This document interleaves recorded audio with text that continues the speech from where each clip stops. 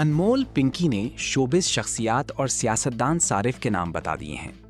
तफसीलात के मुताबिक हसास इदारों की तहकीकात के दौरान गिरफ्तार कोकीन डीलर अनमोल उर्फ पिंकी ने तफ्तीश में सनसनीखेज इंकशाफात करते हुए मंशियात फरोशी के नेटवर्क में मुलव्विस पुलिस, ANF हुक्काम और मारूफ शख्सियात के नामों से पर्दा उठा दिया है।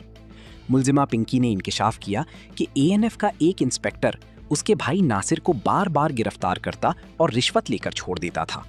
मुलजिमा के मुताबिक उसने ANF एहलकारों को तकरीबन 1 करोड़ 5 लाख रुपए तक रिश्वत दी। मुलजिमा का बताना है कि इसके अलावा दरख्शां, गुजरी और बूट बेसन पुलिस स्टेशन के एहलकारों को भी लाखों रुपए रिश्वत दी गई।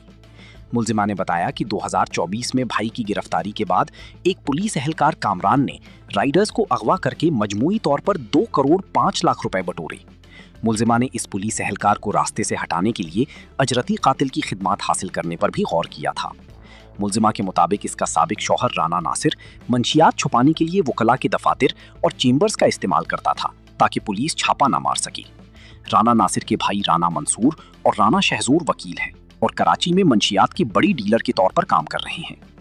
अनमोल पिंकी ने इंकशाफ किया कि उसके कोकीन नेटवर्क के 700 से 800 सारफीन हैं, जिनमें से 150 मुस्तकिल गाहक हैं।